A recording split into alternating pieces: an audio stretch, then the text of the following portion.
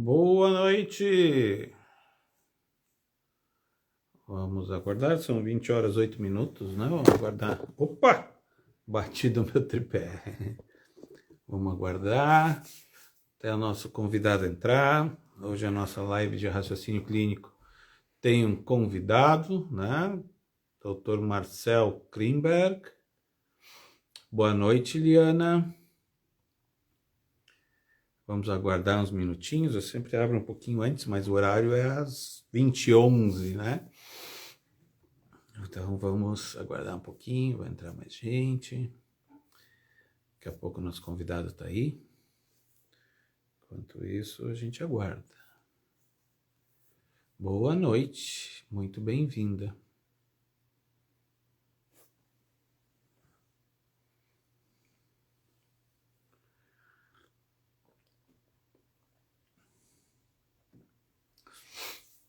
Tu é fisioterapeuta, Liana?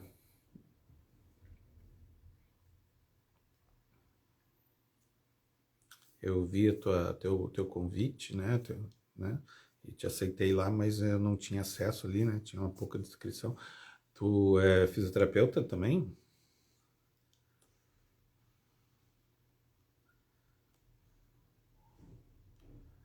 Certo, vamos lá. Mais um pouquinho.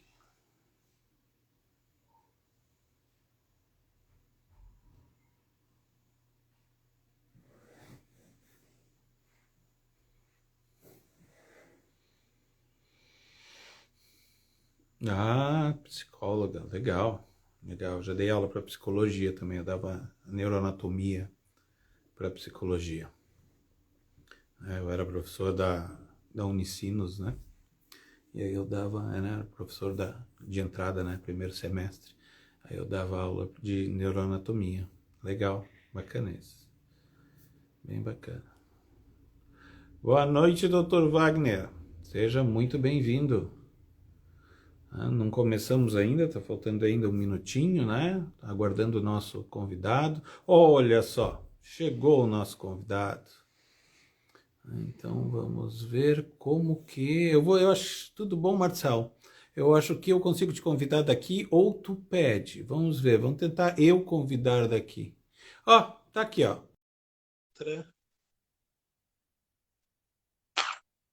Já vai entrar comigo assim que tu aceitar. Boa noite, doutor Marcel. E Como aí, vai? Klaus, como é que tá? Tudo bem? Tudo bom? Tá, satisfação de ter aqui, cara. Ah, Demorou, mas a gente conseguiu acertar. prazer é meu, né? Sempre. Prazer estar Legal. contigo. Tem te acompanhado aí em algumas ocasiões. Ah, obrigado. Muito obrigado mesmo. Não, Sinto bem eu que honrado por isso. agradeço a oportunidade aí de conversar um pouco contigo, com as pessoas que nos assistem, enfim, né? Aham. E Mas é participar uma coisa que eu acho que a gente tem que começar a fazer cada vez mais, né? Eu acho que o Instagram ele é uma ferramenta justamente para isso, para a gente ter contato com, né, com o nosso público, com, né, ah, ah, com nossos clientes, assim por diante, né? Eu acho bem bacana isso. Bem bacana mesmo, né? é que tem várias maneiras, né, de utilizar o Instagram, né? Não Sim. critico nenhuma delas, né? Todas têm as suas utilidades. E acho que Aham. essa forma como tu está colocando, alguns outros colegas também colocam, eu acho interessante, né? Ela dá oportunidade para que as pessoas conheçam alguma forma, as formas como a gente pensa, aborda, enfim, né? Aham. Os É nossos que ele pacientes. começou com uma finalidade. Ele começou com uma finalidade e está indo para outra, né? Eu concordo contigo. Ele começou com uma finalidade que era só para a gente trocar foto, trocar vídeo, e hoje em dia tem um e-commerce nisso, né? Bem grande, bem forte. Foi muito. Eu vou só sair do.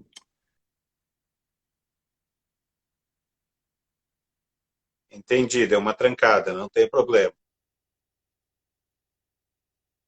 Eu não sei se é a minha internet ou se é a tua. Não tem problema. Já te chamo de novo. Fato. Oi, Eu fui ao. Deu? deu, eu tô te vendo e tô te ouvindo bem. Tá, tá. Não, eu fui só mudar aqui porque eu acho que o 4G vai funcionar um pouquinho melhor. né? Mas, Ah, não enfim, tem gato. eu acho que, na verdade, o Instagram ele é uma super ferramenta, né? Eu acho que Chegou a cair aqui. no período da pandemia ajudou muita gente. A gente tem que, vamos dizer assim, potencializar a utilidade dele, né? Eu acho que isso é importante, Uhum. né? Sim, sim. Eu acho que é bem, bem interessante. Abriu né, uma janela, várias janelas, várias opções que a gente nem pensava antes, né? Não, Nem pensava. Deixa eu botar não. aqui, porque o meu tripé agora também caiu. E são coisas que acontecem, né? Claro. Eu me lembro que eu dava aula, né? Do laptop, usando a câmera do laptop, né? E, pai, quando tu fazia alguma coisa e tu saía do enquadramento, né? Mas são coisas que a gente foi aprender, são coisas que a pandemia trouxe pra gente que eu acho que foi importante, foi legal. Foi legal porque a gente teve que se adaptar, né? Sem dúvida, não tenho dúvida nenhuma disso. Aliás, a gente tem que estar É. em constante adaptação, né? Dentro da, no- Ah, dentro uma da, coisa dentro da nossa formação, inclusive, né, Klaus? uma coisa que me incomodava muito, mas que eu tive que me adaptar, enfim, eu estava institucionalizado, né? É que assim, ó, a gente teve que fazer teleatendimento. É muito complicado tu pensar isso, Muito, né? Como é que tu vai fazer uma avaliação à distância? muito, muito difícil. Na verdade, eu, pelo menos, Ah, não consegui muito, me ver fazendo isso, porque eu claro. trabalho puramente 95% do meu tempo com terapia manual, né? Isso Uhum. já tem 35 anos, mais ou menos, essa história, não querendo entregar a minha idade, mas próximo disso. Próximo É, disso, né? Então eu não conseguia colocar isso para um ou outro paciente. Então eu, na verdade, durante a pandemia, eu não deixei de atender ninguém presencial, aham, né? Muitos deixaram de vir sim. por N circunstância, né? Pelas circunstâncias, na verdade, que aconteceu naquela ocasião, mas eu acho que Uhum. tem gente que conseguiu fazer teleatendimento em algumas situações, né? E funcionou. É. Eu posso falar só do ambiente acadêmico, né? No ambiente acadêmico se fez teleatendimento. Por fora, eu não escutei de nenhum colega que tenha feito teleatendimento, né? Mas é muito interessante, não é questão de revelar a tua idade, mas até para os novos que estão aí, para saber que depois de 30 anos de carreira, a gente paga metade do CREFIT. É verdade. É uma vantagem, Não, né? é importante saber, porque tu tem que ir lá e pedir, né? Não é Não, de graça, não, assim, não. não, não. Eu acho que tá. Eu não sei, tá? Para mim veio É automático. compulsório? Veio automático. Até, até Legal. quando veio o conselho, mas pô, mas baixou o preço. Aí eu fui ver, não, era mais barato mesmo, né? Enfim. Aham, isso é uma coisa que tem, tá lá na nossa legislação. Legal. Pois é. Bom, então eu vou te apresentar formalmente, tá? Tá Afinal, a gente bem? está fazendo essa live, né? Tem gente que te acompanha, eu vejo aqui que não é pessoas, né, que eu estou acostumado a ver, tem os que me acompanham. Para quem não conhece, né, é o Dr. Marcel Krimber, que ele é meu fisioterapeuta, porque eu andei travando a minha coluna, muito feio, fiquei 4 dias internado no hospital, com morfina, com tudo, e quando eu saí, né, eu fui procurar alguém, e fui procurar alguém que fosse referência, certo? E como é que eu fui procurar essa referência? Fui nos meus colegas. Né? E fui numa colega que ela é mais antiga na profissão do que eu, né? Que é a professora Fábia Milman. Nós éramos colegas na instituição que eu dava aula, né? E ela disse, vai no Marcel, porque lá vai ser do jeito que tu tá imaginando. Porque justamente isso, eu queria que fosse terapia manual. Não que eu não acredite em termo, eletro, né, técnica disso, técnica daquilo, mas eu queria, né, que tivesse um contato. Esse foi o motivo, né, que eu te procurei. E o principal motivo também, claro que sim, e eu acho que isso contou muito, é o tempo de profissão. Ou seja, a tua experiência, para mim, né, conta muito.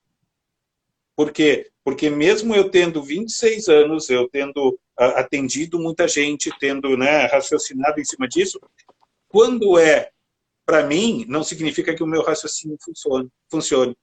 E eu queria alguém que tivesse mais experiência do que eu. Não pela questão de questionar, a questão de, né, de botar em... Não, não, muito pelo contrário. É justamente para aprender contigo. E não estou dizendo isso aqui agora, nessa live, porque estamos querendo nos promover. Não, eu disse isso para o Marcel, deitado na maca dele. Né? Então eu gostaria, Marcel, que tu te apresentasse, né? Sei lá, fala um pouquinho da tua formação como um todo, mas assim, ó, totalmente informal, não te preocupa. Não, eu tô bem tranquilo, tu tá me deixando bem à vontade, né? Eu te confesso que eu estava um pouquinho apreensivo, assim, os detalhes, como é que vai ser com o Klaus e tal, porque na verdade eu não tenho esse hábito, assim, de participar, né, de lives, etc. Um outro colega, um outro amigo, já participei, enfim. Mas, enfim, a minha formação começou em... Tá-se à vontade de vir sempre que quiser. Tá ótimo, vamos marcar outras. Na verdade, a minha formação começou logo depois que eu terminei a minha faculdade, né? Formei em 86. E aí, logo em seguida, eu tive a oportunidade, num congresso brasileiro, que teve no Rio de Janeiro, me lembro, no antigo Hotel Nacional, tinha uma colega de Belo Horizonte, e disse, vem assistir essa palestra aqui do Suchar, né, de RPG, e eu acho que nós, como fisioterapeutas, devemos muito a ele, porque eu acho que ele abriu um caminho muito grande dentro da terapia manual. Eu não estou aqui indo contra nenhuma outra técnica, forma de tratamento, etc. Mas me abriu a porta, eu tive a oportunidade de fazer o curso dele na França. Foi uma coisa assim que eu tinha lá uma economia, meu pai me ajudou, foi a primeira assim, viagem que eu fiz, eu não tinha saído do Brasil, a não ser quando eu era bem pequeno. E aí eu fiz RPG na França, depois eu continuei assim essa busca pela terapia manual, tive contato com colegas de São Paulo, frequentemente a gente ia lá, fazia uma reciclagem. Depois disso tive a oportunidade de fazer o curso de formação de cadeias musculares GDS. Quem dava essa parte aqui era até o Ivaldo Bertazzo, em São Paulo. Ele dava 10 módulos, depois a gente ia para a França, fazia a formação lá. Foram dois períodos em um ano e meio, de 2 semanas, no norte da França. Depois disso, também ficamos assim dentro dessa área de formação, mas eu um pouco inquieto, porque, na verdade, assim, a gente aprende na faculdade um básico bom, muitas vezes não valoriza tantas coisas, tantas disciplinas que a gente tem na faculdade, né? E assim, é verdade isso, a gente está ali começando, né? Muitas, anatomia, puxa, né? Anatomia é básico para fisioterapeuta, né? Quanto mais a gente conseguir dominar a anatomia dentro da terapia manual, a gente vai ter uma abordagem melhor, né? Vai conseguir fazer uma avaliação clínica mais fidedigna possível, né? Eu acho que vai nos ajudar muito. Aí depois disso eu passei um período sem fazer muita coisa, me especializei na área da escoliose, junto com um grupo de São Paulo, tinha um grupo francês também. Estudei muito escoliose. Numa das oportunidades consegui ir para a França, fiquei 2 semanas no centro Massou, em Lyon, né? Foi muito bom ver a forma como eles trabalhavam. Vi que a gente trabalha muito bem aqui, né? Eles dão muita atenção para ortopedia, né? Para a questão ortopédica de colete. Ainda usavam, imagina, né? Não faz tanto tempo assim, mas chegavam a usar colete gessado, né? Para tentar fazer algumas coisas. Horrível para criança, né? Uma coisa muito difícil. Sim, claro. Né? Aí depois eu voltei, continuei assim em contato com esse grupo francês, participei de um ou outro evento deles lá. Teve um evento grande em São Paulo, organizei junto com colegas aqui um evento de escoliose aqui em Porto Alegre. Depois eu deixei um pouquinho de lado e junto com um colega, o Nestor Pellini, disse, vamos fazer uma formação de acupuntura, isso sempre vai nos ajudar alguma coisa. Fui para tentar ajudar um pouquinho mais a dor do paciente, né? Uma coisa local. Eu não faço acupuntura sistêmica, eu faço alguns pontos específicos que ajudam. Né? Ajudou. Tenho certeza que ajudou. Certamente ajuda. Né? Depois disso, eu resolvi, assim, relutei um pouco, tinha deixado, meus 2 filhos nasceram, deixei um pouquinho de lado um período, né? De latência, assim, então agora eu vou começar a estudar, né? E aí recebi, assim, de uma colega, fui me tratar com osteopatia para ver como é que era. como é que não era, como é que funcionava. E a Cristiane Krasborz, irmã do Marcelo, que foi meu colega de faculdade, a gente deu aula, foi meu orientador de TCC. Grande Marcelo, né? Orientador de TCC, mora perto da minha casa aqui. Um baita profissional, super fisioterapeuta dentro da área de neuro, um cara que conhece muito. E aí, o que aconteceu? A Cristiane, eu cheguei e disse, Kiki, né? Eu chamo ela de Kiki, carinhosamente. Sim. Ela chega, Kiki, eu tô pensando em fazer osteopatia, tá, Marcel, faz que tu não vai te arrepender. E ela insistiu, e aí fiz minha matrícula no IBO, e aí já estou terminando o segundo ano, estamos entrando já na metade, são 5 anos de formação, uma formação longa.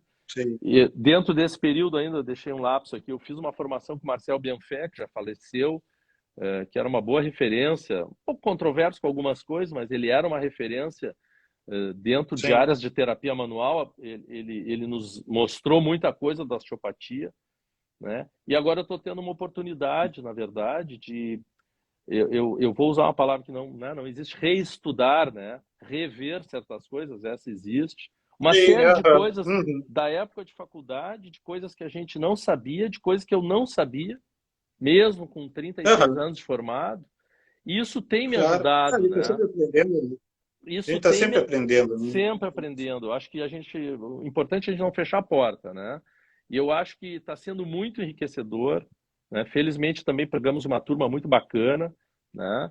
A Natália, que é quem coordena o IBO e quem toca o IBO para frente, é uma pessoa super disponível, solícita, então também nos ajuda muito. E eu sou muito grato a isso, mesmo com esse período, continuar aprendendo, estudando, para que eu consiga ter uma visão. Eu sempre tive a visão assim um pouco mais holística, vamos dizer assim, né, do paciente, né? Mas eu acho que tem algumas coisas de especificidade que tem me ajudado, né, bastante com essa formação, e tentar ajudar os pacientes que chegam com quadro áureo, com quadro de incapacidade, com uma pessoa que, entre aspas, está travada por uma imobilidade, né? Enfim, então tudo isso tem feito com que eu acho que acrescente um pouco, né, na forma como atender os pacientes, né? Tu falou um negócio ali, né, do colega, né, com relação a que ele tinha ideias controversas. Eu tenho uma opinião muito peculiar, muito própria minha com relação a isso. Eu acho que tem que ter a controvérsia. Porque senão a gente continua fazendo mais do mesmo, tendo sempre só a mesma visão. Eu acho que a gente tem que ser confrontado com coisas novas ou coisas que são já feitas, mas que não se questionam.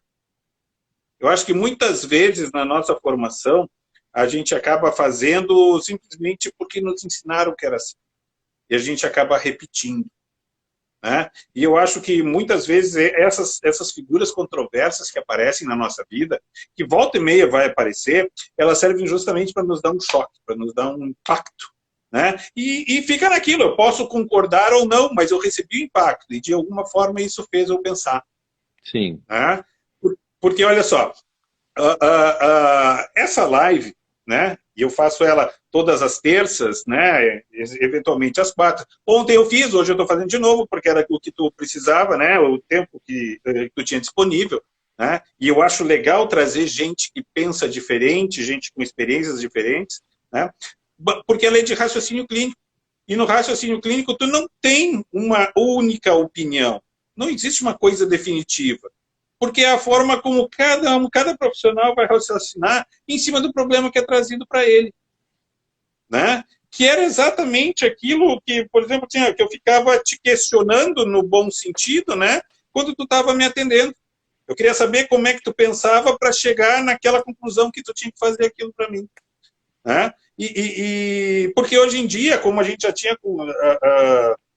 já tinha discutido isso lá na tua clínica, o paciente ele já vem com uma pré-concepção, né?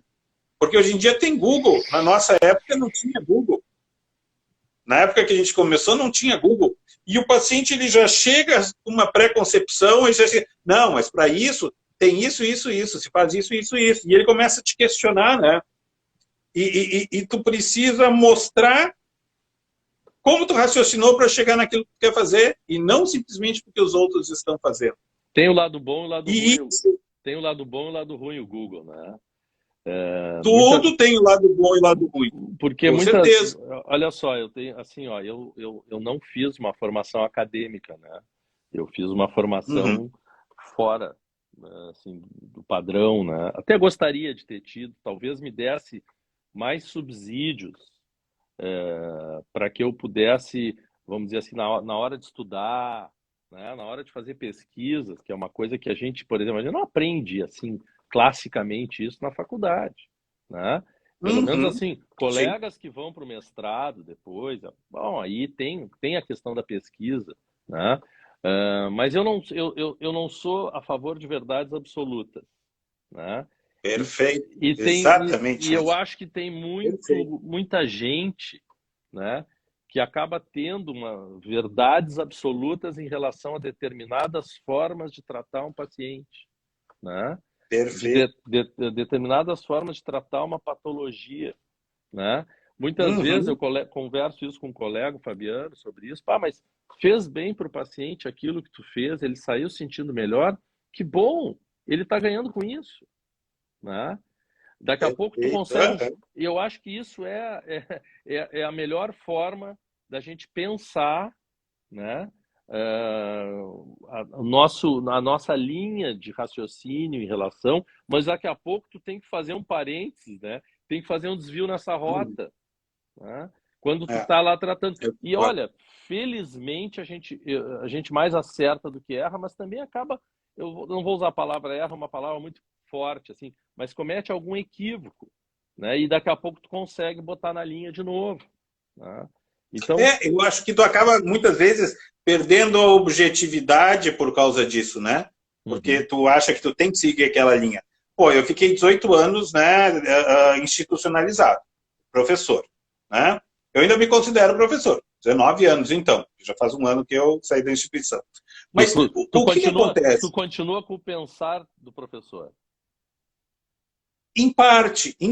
E já te explico por que em parte, tá? Porque, sim, por mais que se faça revisão curricular de 4 em 4 anos, porque tem o ciclo para se formar, de 5 em 5, na verdade, aquilo é uma caixinha fechada. Tu precisa dar aquilo naquele semestre. Tem disciplinas que são mais abertas do que outras? Tem. Mas é uma caixinha fechada. E eu era professor de clínica, né? E quando os alunos chegavam em clínica, eles chegavam formatadinhos. E aí eu dizia para eles o quê? Olha, se tu passar um galinho de arruda e benzer teu paciente sair bem daqui, é isso que me interessa.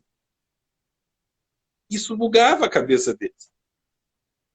Por quê? Porque o ambiente acadêmico ele é muito fechado. E agora, né, que eu estou fora do ambiente acadêmico clássico, certo? Formal, digamos assim, né, eu vejo que como aquilo amarra a gente e deixa a gente muito bitolado, muito formatado. E isso, ao invés, claro, eu acho que é necessário para te ter uma base. Sim, tá certo. Mas depois que tu te forma, tu precisa começar a abrir. Tu tem que começar a abrir a tua cabeça para coisas novas, né? Áreas novas, que algumas eu concordo que a gente tem que explorar, outras eu tenho cá minhas dúvidas, né? Porque controvérsias existem, né? E até vou citar aqui, né? Por exemplo, assim, ó, os injetáveis. Eu acho que os injetáveis agora, né, na fisioterapia, eu não consigo formar uma opinião certa sobre isso, certo? Talvez seja até um certo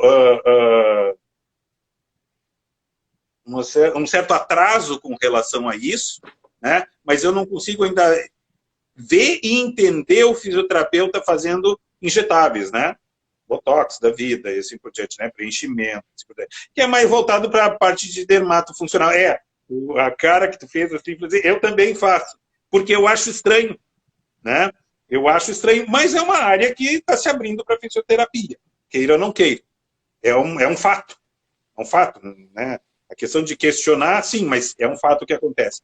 E isso significa o quê? Que a gente está saindo daquela formatação acadêmica que a gente tem, que ela é importante, ela tem o seu lugar, porque eu preciso ter isso para poder ter as bases, para depois poder extrapolar. Então eu acho essa parte muito bacana mesmo, e que eu estou conseguindo me desvencilhar.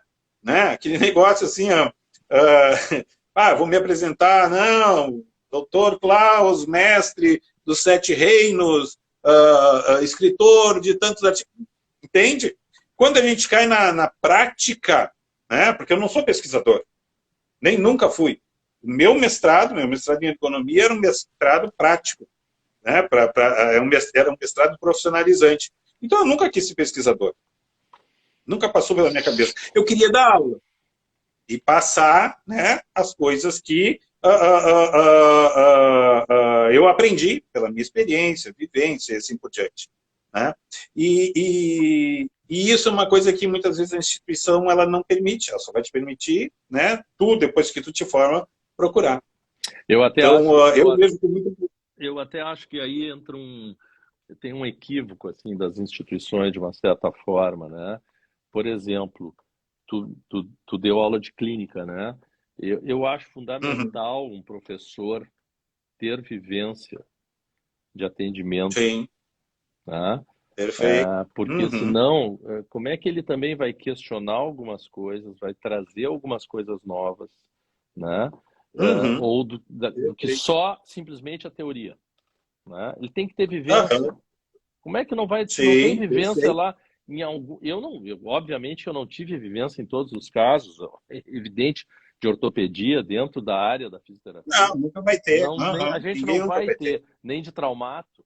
É evidente que não, né? Mas quanto mais Uhum. amplo for o leque, mais a gente vai ter questionamentos, dúvidas, e mais vai aprender, e mais vai poder, enfim, ajudar as pessoas que chegam, né? A partir da nossa expertise, que a gente, enfim, pode ter uma especificidade maior em uma área determinada, né? Mas eu Exatamente, acho que quanto mais exatamente. amplo for o nosso leque de conhecimento, né, de clínica, de anatomia, de fisiologia, mais a gente vai conseguir pensar o que o paciente pode ter ou não, né?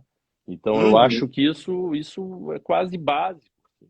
Não dá para só teorizar, de novo, né? Nada contra quem faz pesquisa o tempo inteiro, eu não estou questionando isso. Mas quem... É necessário porque a gente vai se valer disso também. Claro, Claro que sim, a gente claro, precisa ter um certo embasamento. não, e mesmo que a gente vá atrás de pesquisa que outros colegas façam, isso vai nos ajudar, né? Não tô, Claro, mas exatamente. a vivência do dia a dia, do consultório, da clínica, eu acho ela muito importante, né? Eu, Assim, ó, o quanto tu vai botar de pressão na tua mão, o quanto tu vai, né, na hora da manipulação, o quanto tu vai forçar uma articulação ou não. Isso são coisas que só no dia a dia tu vai saber e só no dia a dia de manipular o teu cliente. Né? claro, Não é igual para todo mundo. eu avaliei uma menina semana passada, menina porque tem 27 anos, de uma colega do Rio que indicou meu nome. Ela tinha feito um entorse no início da pandemia, ficou em pânico, não foi procurar ajuda, né? Aí recebeu a orientação dessa colega, que é tia do namorado dela, enfim. Imagina, nós estamos falando aí de 2 anos e meio, quase depois disso.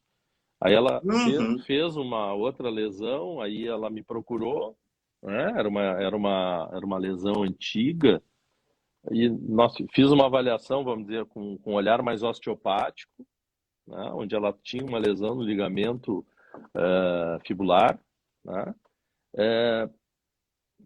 Tinha algum resíduo no tendão de Aquiles, trabalhei ela, dei uma orientação, orientei um trabalho proprioceptivo e pedi que ela retornasse em 2 ou 3 semanas para ver como é que ela ia ficar. Ela chegou com dor, chegou insegura, né? E saiu muito bem do consultório, né? Pelo menos foi assim como ela me descreveu, né? O que eu estou querendo te dizer com isso? Que foi um caso específico que eu me utilizei da abordagem da osteopatia. Agora, se vem uma pessoa que tem um problema postural, por exemplo, uma criança, né?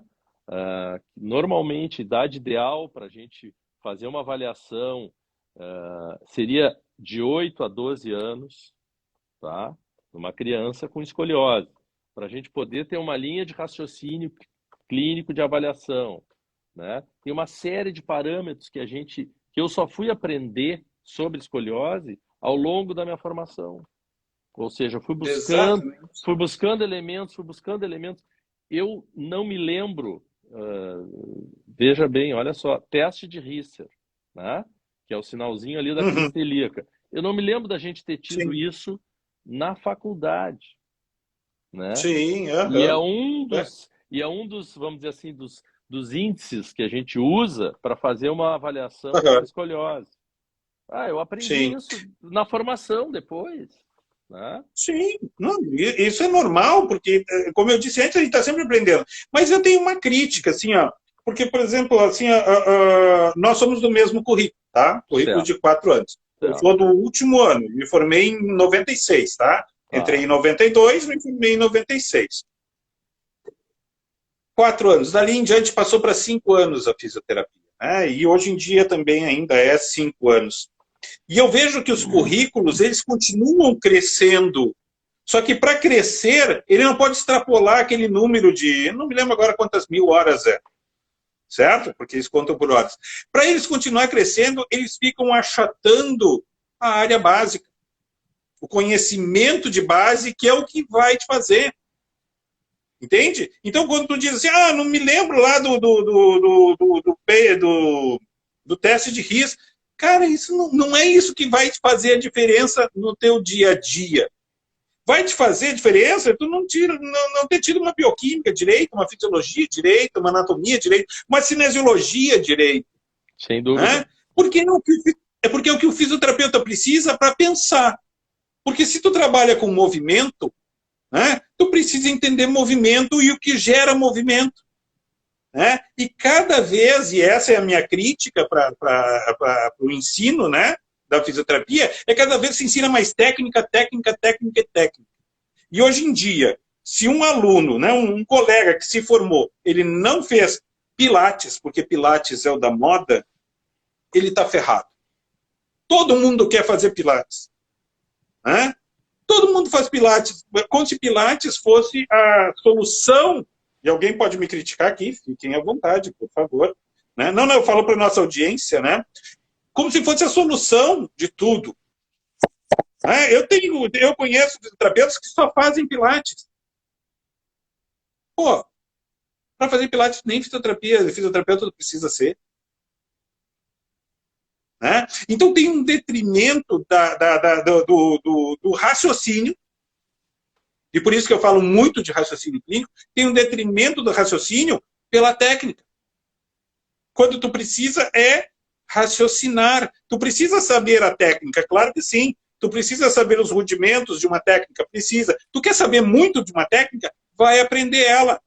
Mas tu precisa saber uma gama de coisas, e não só aquela técnica. Não, e tem muitas vezes, dependendo do que a pessoa tem, tu não vai conseguir aplicar ou fazer aquele determinada manobra, manipulação ou técnica, né?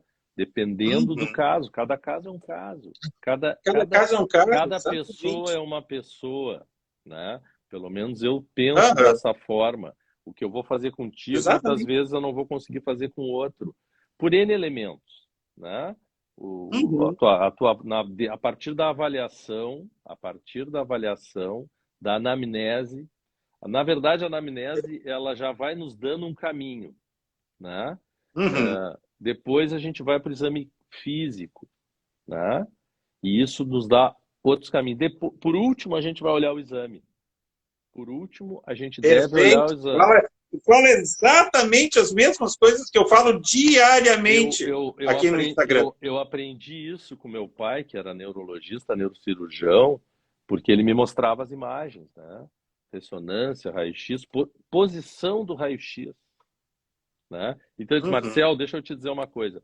Primeiro a gente avalia o paciente, depois pega o exame, olha o exame, a partir do teu conhecimento, é claro que a gente tem, por exemplo, ressonância, a gente tem conhecimento, né? Eu aprendi, na verdade, no dia a dia com ele, no dia a dia, né? E tentando ler, entre aspas, o exame. Depois eu ia lá para o laudo, que é o que normalmente eu faço. Deixo o laudo para o final. Sim. Na verdade, se fizer um exemplo bem interessante, assim, se tu fizer uma ressonância tua ou minha, alguma alteração vai ter. né? Uhum. Muitas vezes a clínica não está ligada à imagem que a gente está vendo, né? Porque Perfeito, exatamente. a gente tem subsídios na avaliação, né? Que nos dão uma segurança. Muitas vezes a gente pode se atrapalhar com uma coisa ou outra, depois, como eu te disse, corrija essa rota, né?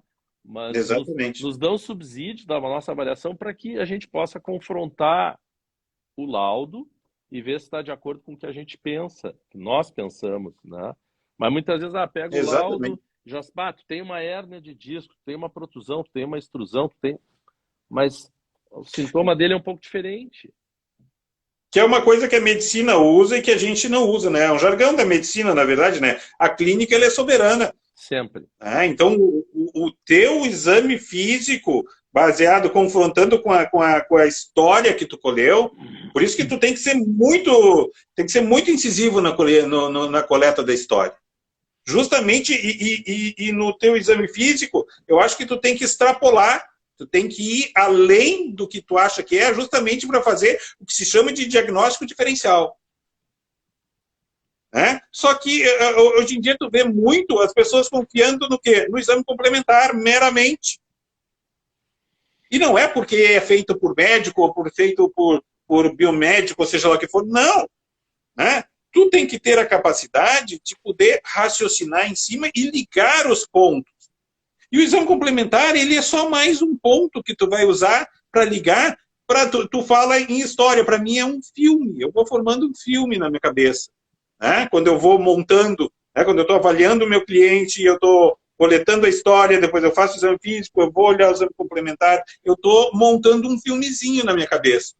E nesse filme pode ter vários desfechos. Isso é o que eu chamo de tu ser criativo. Porque tu não está te prendendo a uma coisa só. Porque muitas vezes tu nem sabe, porque tu vai corrigindo o caminho mesmo. Então, assim, a tua fala, ela reverbera em mim direto. Eu acho isso muito importante, muito legal. E de novo, né, eu vou voltar a uma coisa que a gente já falou lá no início, né, das verdades absolutas, né? Também tem pessoas, colegas, médicos, enfim, eu não estou aqui de novo dizendo que é um, que é outro, né? Não, mas aquilo ali que a pessoa faz não tem a ver, aquilo outro tem a ver, a questão postural sim, a questão não postural não, o mau hábito não causa isso. Eu acho que é um conjunto, né? Quando a gente atende o paciente, a gente consegue não ser tão incisivo, não ser tão... tá me faltando a palavra agora, daqui a pouco ela vai aparecer, né? Mas assim, não sendo tão definitivo em alguma coisa, né? É isso e acabou. Não, muitas vezes não. Tu vai juntando um pouquinho, né, das coisas, vai fazendo, bom, eu fiz aquilo, ele cuidou mais isso, ele cuidou mais aquilo, entrou com atividade física, né? Sem grandes exageros, mas aos poucos ele vai fazendo, vai complementando. Enfim, ele vai saindo daquela crise que ele fez com uma série de orientações que a gente dá. Eu acho que a gente tem que ter capacidade também para conseguir isso, né? Eu, na verdade, além de me formar em fisioterapia, eu fiz a faculdade de educação física junto, as duas no IPA, né? Comecei com a educação física, depois eu fiz as duas juntas, aí terminei a educação física e terminei a física em seguida. Isso também me ajuda um pouco, né? E isso me ajuda a dar uma orientação, inclusive dentro da área das atividades físicas, né? Porque muitas vezes as pessoas vêm, porque na verdade ela é um complemento, ela é a alta do nosso paciente, né? Quando ele começa, se é que ele já não tem o hábito de fazer alguma atividade, mas é a manutenção dele. A gente pode ajudar muitas vezes a dar uma orientação melhor para ele.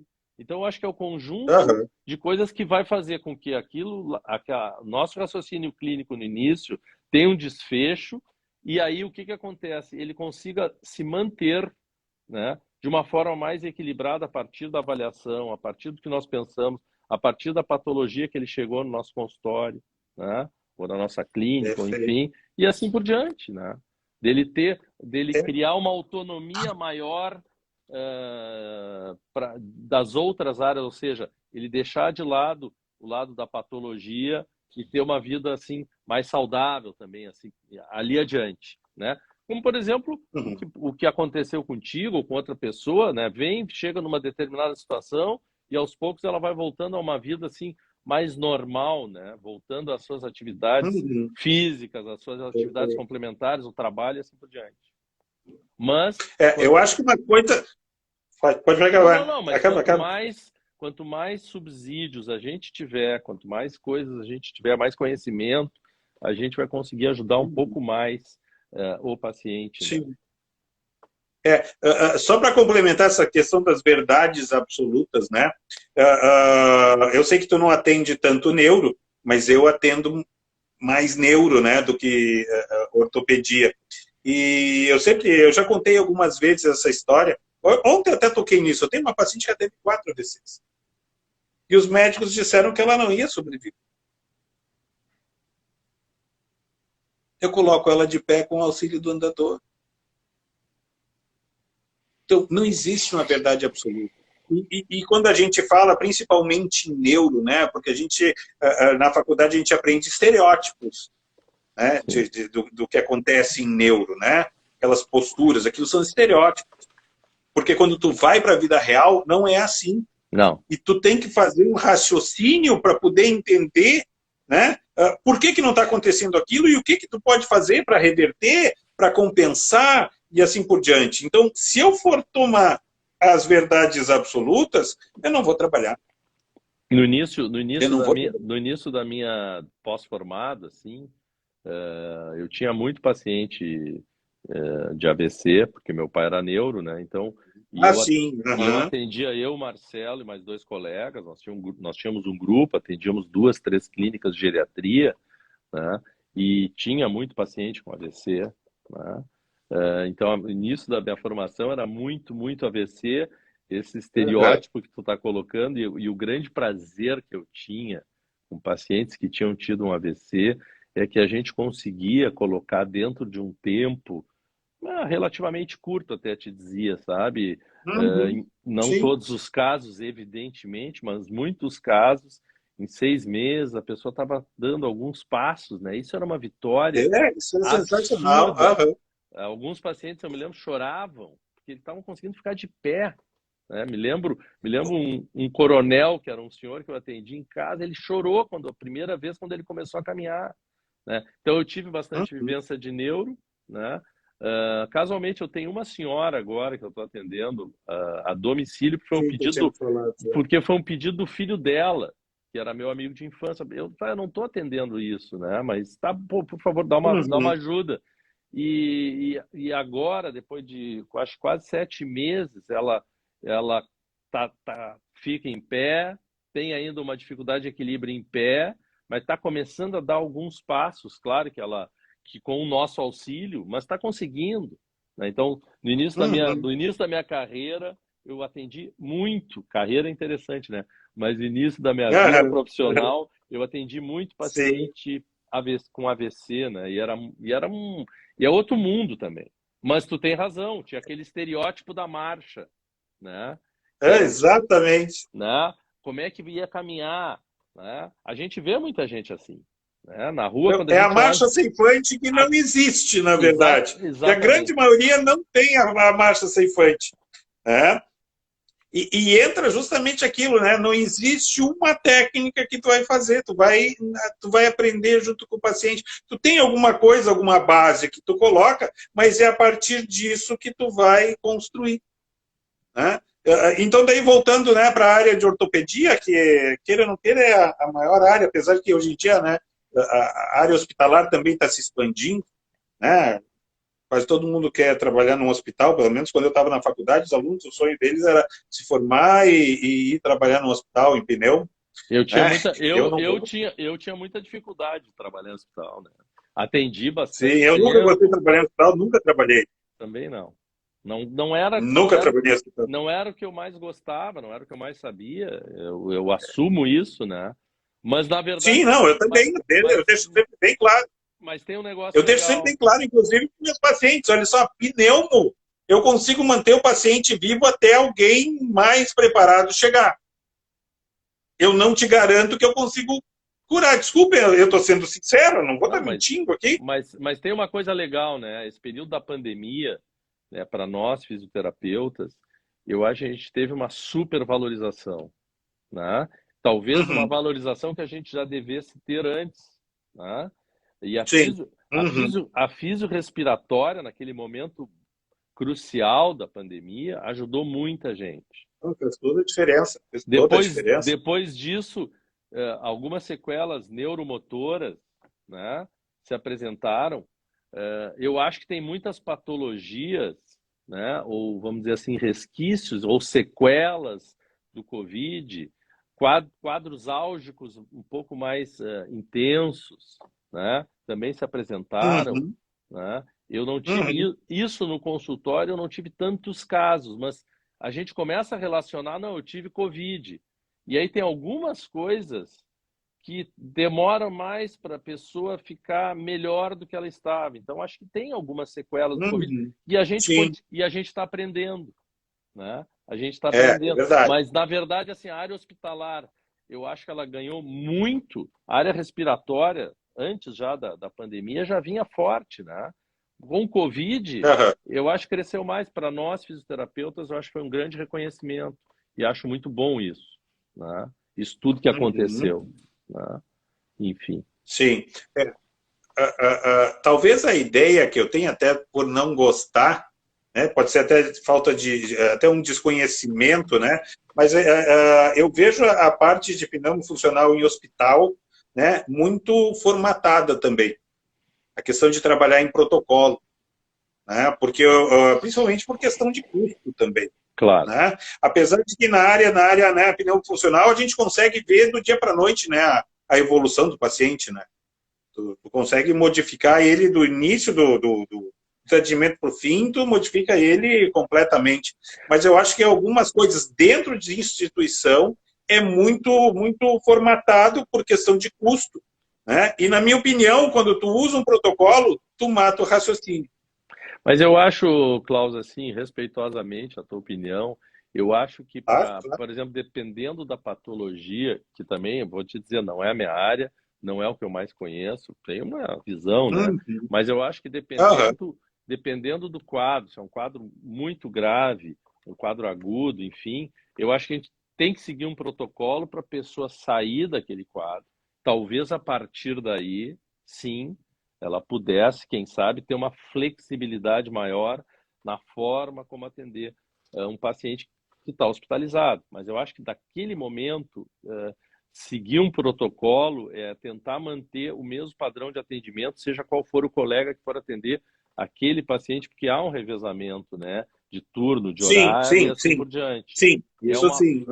Eu acho que é uma forma mais segura até certo ponto, né, de tratar aquela patologia, aquele problema que ele está tendo naquele momento. Né? Depois, sim. Nesse ponto de vista, eu concordo contigo. Certo. Até por ter a continuidade, porque se como o raciocínio clínico ele é muito próprio de cada um, né? De acordo com a tua vertente, porque a gente tem vertentes, né? Sim. Eu gosto mais disso, eu gosto mais daquilo, elas podem ser inclusive antagonistas, mesmo tendo uma mesma finalidade. Claro.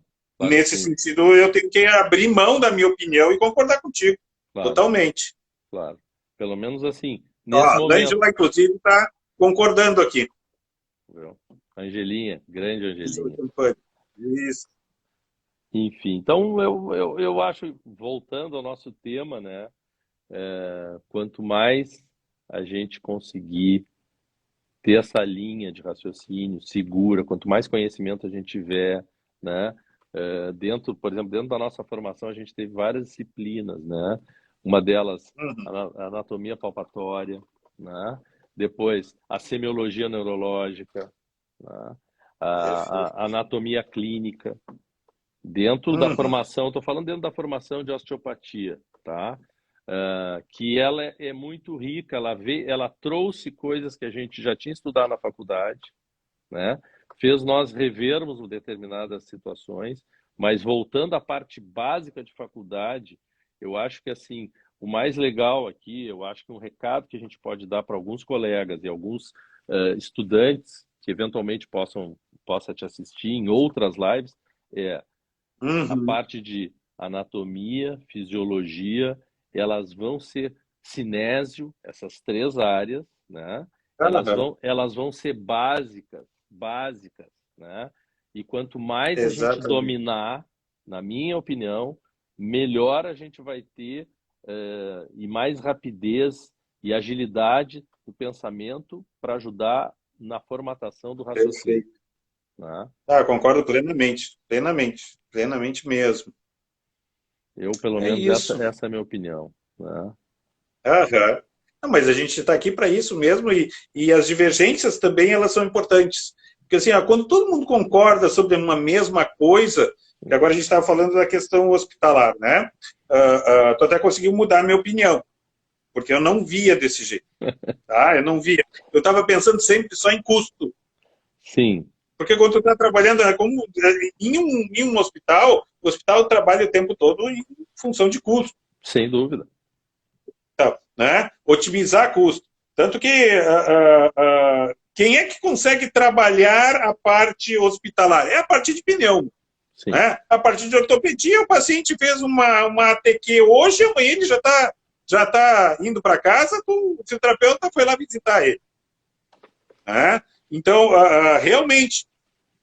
E aí eu fico pensando sempre, como eu estou falando do raciocínio clínico, eu fico pensando na amarração disso. Né? Aqui tem o Fábio fazendo um comentário. No âmbito hospitalar, vejo que você fica muito condicionado à prescrição médica e não consultado se precisa ou não daquela prescrição. O que tu acha disso, Marcelo? Vou te jogar na fogueira, depois eu digo o que eu acho. Uma fogueira muito pesada, né? De novo, eu vou voltar aqui, eu vou sair de fininho. Eu acho que no hospital, dependendo das patologias, a gente tem que seguir um protocolo, tá? Se o fisioterapeuta, o grupo de fisioterapeuta vai ter uma área de atuação ou vai ter uma atuação mais forte em relação à questão da prescrição da terapêutica a ser adotada, aí é uma questão do grupo de fisioterapeuta ter uma atuação dentro de corpo clínico de uma forma geral.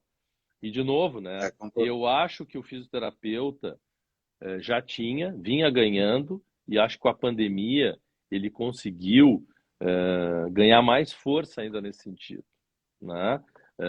Eu acho que nunca se falou tanto do fisioterapeuta hospitalar, eu vou falar aqui o hospitalar sem ser pejorativo, eu estou falando das áreas que atendem no hospital, né? Eu acho que ele ganhou uma autonomia, inclusive para decidir a questão da terapêutica ser adotada, da própria prescrição. E eu não acho, isso aqui de novo, né? Eu não tenho conhecimento de atendimento em hospital, Sim. mas eu não acho, principalmente pela pandemia, a coisa ficou tão amarrada que a prescrição tem que ser médica, né? Eu acho que o fisioterapeuta ganhou uma autonomia em relação a isso. Eu diria, respondendo a esse questionamento do Fábio, que, por exemplo, em algumas áreas nós temos a primazia.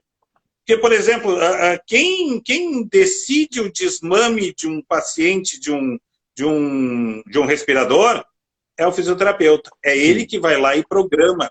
Sim. Entende? Então, o médico ele até pode dizer, olha, eu acho que a gente pode já pensar em desmamar, mas é o fisioterapeuta que vai lá e vê os parâmetros e decide, vamos desmamar e vai ser assim, assim, assim, assado. É verdade. Já em outras áreas, sim, é a prescrição médica. E eu acho que, neste caso, não é a questão de ficar de picuinha porque o médico mandou... Não, existem áreas onde existe a predominância de uma, né, área do conhecimento mais do que em outra. Por quê? E aí vou, de novo, falar do desmame, já que a gente estava falando, inclusive, do Covid. Né? Se tu pegar e pedir para o médico ir lá fazer o desmame, ele não sabe fazer o desmame. O desmame de um respirador, né, ele é primazia do fisioterapeuta. Ele é que trabalha os parâmetros para tirar ele do respirador. Nesse sentido. Então, de novo, só para justificar, eu acho que existem áreas no ambiente hospitalar onde sim, a gente tem que saber até onde a gente vai e até onde a gente não vai. Porque senão vira uma bagunça. E dentro do hospital, né, já tem bagunça demais para que se crie mais bagunça. Porque o ambiente hospitalar, por si só, ele é, né, de estar tapando buracos, no bom sentido, porque é uma coisa muito dinâmica. Mas na questão, vamos trazer então para a questão de traumatortopedia, né? né, eu acho que daí é mais familiar para a gente. Eu acho que, assim, ó, na época que eu estava em formação, eu acho que para ti também, tu fez na Santa Casa, Marcelo? Sim, no caso, tu diz, a nossa residência foi na Santa Casa. Toda É, ela lá. o último ano, né? O nosso último ano era o tempo todo dentro da fogueira, né? Sim, O que acontece? A gente tinha os rounds, né? tinha. Que era, eu acho que os rounds, na minha época, eram na terça-feira de manhã, começava às 7h30 da manhã, a gente tinha que chegar mais cedo, porque começava, né? E aí ia todo mundo, né? Ia a fisioterapia, ia a medicina, eu acho que ia bom, ia todo mundo para dentro das enfermarias e via caso por caso, né? Se discutia. E claro, né? A gente até ficava mais quieto porque a gente era estudante, a gente, né, enfim, era um contexto. Mas eu acho que isso é uma coisa muito interessante, porque tem coisas que são primazia nossa e que a gente não ocupava muitas vezes esse espaço e hoje a gente ocupa dentro de um hospital. Na época que eu fiz a formação, então isso era o último ano da faculdade, né? E a gente Sim, o meu também. tinha, se não me engano, 4 áreas, né? Tinha a própria clínica lá do IPA. Eu vou te dizer, quando caía eu em plantão, que tinha UTI, eu ficava assim numa tensão, porque não era. Somos dois. Somos dois. Não era a minha área predileta, né? Tem gente que delira. Eu tinha colegas que deliravam atender dentro de uma UTI, a fisioterapia respiratória, que na época a gente usava percussão, vibração, drenagem, né? Isso faz um tempo, né? Faz um tempo. Hoje não. Cá entre nós, apesar disso aqui ser público, né? Quando eu estava lá, recém tinha entrado o servo, né? De respirador, que era o mais moderno, que era bala. Nem me lembro né? disso. Não tinha na tua época. Na tua época eu acho que era o Bird, era um verdinho. Bird, era isso aí. O Bird. Cara, eu sabia quando o paciente ia morrer na UTI, porque eles tiravam ele do servo e botavam um Bird. né? Então eu sabia que tinha aquele cara tá assim, ó, eu ia num dia, no outro dia o cara não estava mais aqui, aconteceu, faleceu, parará, né? Que a gente sabe que isso acontece, não é, né? Isso faz parte da rotina, né? Tem pacientes que vão ser mais investidos em função do potencial de recuperação dele, né? Isso aconteceu bastante no Covid, né? Isso aconteceu bastante no Covid, é verdade. Até porque os recursos eles são escassos, né? Os recursos, não vai ter respirador para todo mundo, como não teve. Né? E muitas vezes tem que fazer a escolha de dia, né? E na verdade não tem como ter para todos, né? Isso é uma questão. Nunca vai existir. Nunca vai existir, né? Esse ideal não existe, né? É uma coisa difícil. Né? Mas enfim, então eu acho que eu acho assim o que a gente pode deixar assim uma mensagem para a categoria dos fisioterapeutas. Quanto mais conhecimento a gente tiver, tá, mais nós vamos conseguir montar essa linha de raciocínio para tentar, num tempo menor, deixar o paciente numa condição melhor, né, física, que ele saia da crise, que ele saia daquele quadro álgico que ele está apresentando dentro da área, vamos dizer, da ortopedia, né? E aí, enquanto categoria, quanto mais conhecimento a gente tiver, a gente também vai crescer enquanto categoria, quanto mais pessoas, inclusive, falarem vamos dizer assim, desse resultado que eles têm a partir de um tratamento fisioterápico com uma objetividade, um foco voltado para isso. Né? E eu acho que a gente cresce enquanto categoria, viu? Que eu acho que a gente já cresceu, a gente vem ganhando um status maior, né? E veja bem, não é um status financeiro, não é isso que eu estou falando, né? É um status enquanto categoria, de reconhecimento. Né? Reconhecimento, exatamente. E agregar valor ao nosso trabalho, né? Agregar valor ao nosso trabalho. Isso eu não tenho dúvida, né? Isso a gente pode conversar outro dia sobre isso, que eu acho que é uma coisa importante também. E, inclusive, um dia fazer uma outra live, se quiser, com uma especificidade só dentro da área da ortopedia, dentro de determinadas cirurgias, determinadas patologias. Eu acho que é legal a gente pensar nisso lá adiante. Vamos marcar. E Vamos se marcar, tu quiser, perfeito. posso te indicar outros colegas também que vão ter o maior prazer em participar, junto com a gente fazer aí uma discussão Tá, legal. perfeito. Não, aqui cabe várias pessoas. Eu não sei, eu acho que cabe até 4. Não sei se é mais de 4, Cabe 4, tá? cabe 4, cabe É. 4. Ah, mas muito legal. Muito, muito legal. Vamos fechar assim. Tá bom, Mas é isso, cara. tá bom. São 21 horas e 8 minutos. Eu sei que, né, a gente tinha conversado antes, né? Um tempo atrás, vamos fechar uns 45 minutos, a gente já Não, passou. mas se a gente deixar, a gente vai indo mais adiante, né? E a gente vai indo, eu disse, o negócio vai rolando, porque é assim, descontraído mesmo. Eu sei que tu estava tenso, porque era a primeira vez. Como é que vai ser, né? Primeira vez contigo. Cara, eu vou te dizer que eu também. Eu fazia. Primeira vez contigo, né? E como tu disse que tu era um cara assim, né, que já estava mais acostumado, como é que vai ser? Eu te assisti outras vezes, tu tem uma. Talvez o fato de tu ter dado aula há muito tempo também ajuda muito. Eu dei Sim. aula 3 semestres na Ubra, né? E depois não segui, Sim. tá? Depois não segui. Mas Sim. enfim, eu acho que é isso aí, né? Vamos lá. Vamos combinar uma Mas é próxima que vez. uma coisa é tu falar, a gente está conversando aqui entre nós, a gente está sentado um de frente para o outro. Quando tu tá numa live aqui sozinho, tu até vê ali o número de participantes e tudo, né? Mas tu tá falando sozinho. De vez em quando as pessoas participam, de vez em quando não. É diferente. É diferente. E eu vou te dizer que eu era bem mais travado antes. Agora eu já estou um pouquinho mais solto, né? Porque tu te prepara um pouquinho mais, né? Outras vezes não, porque é alguma coisa que tu domina muito. Então, o negócio. Mas quando tu tem alguém, assim como a gente está fazendo aqui um bate-papo, é muito legal, cara. É muito legal porque a gente fica tudo Vamos muito solto. Cara, foi muito bom. Aí. Tá bom. Vamos. Faz teu jabá. Vende teu trabalho aqui agora. Porque é para isso que a gente está aqui, né? Não, que isso. Tu sabe que eu acho que... Claro, cara! Não, eu claro acho que sim, cara. Eu já te... Onde é que tu atende? Dá o endereço de onde tu atende. Vende teu serviço, cara. Atendo no Clínicas. Na verdade, é um consultório que é da família já, desde a época que meu pai tinha o consultório. Minha irmã trabalha comigo lá, ela é dentista, né? Então a gente mantém esse espaço já há 36 anos, imagina, né? E meu pai, muitos anos antes disso, né? Infelizmente ele faleceu cedo, ele tinha 67 anos. Não vou dizer que ele podia estar trabalhando com a gente, porque ele teria bem mais de 90, né?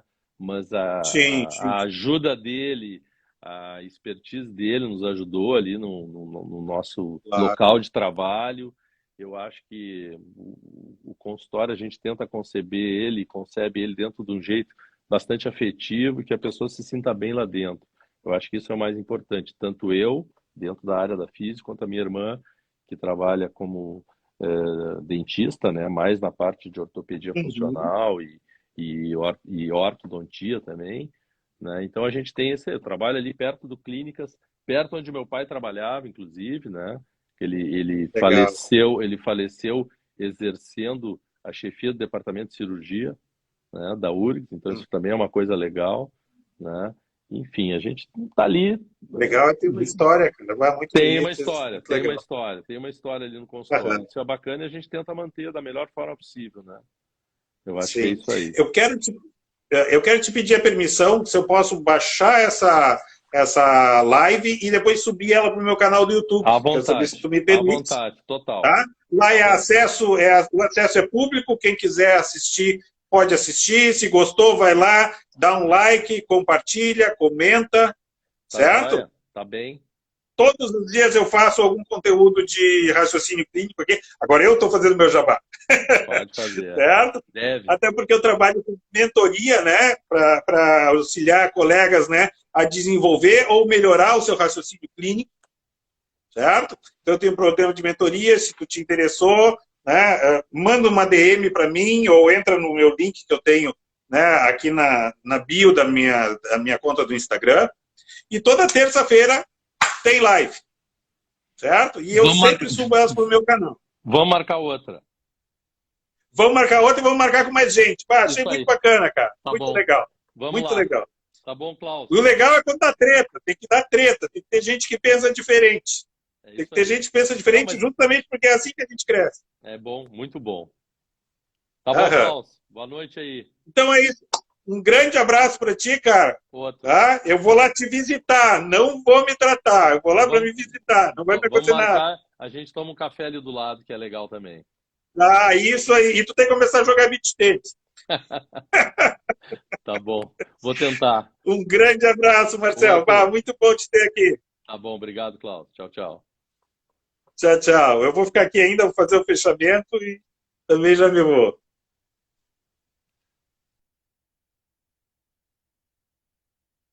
Bom, gente, então eu agradeço muito, muito a audiência qualificada que eu tive aqui, né? Vários de vocês acompanhando o Marcel, né? Outros que me acompanham. Convido também a me acompanharem, se quiserem, né? Se gostaram da live.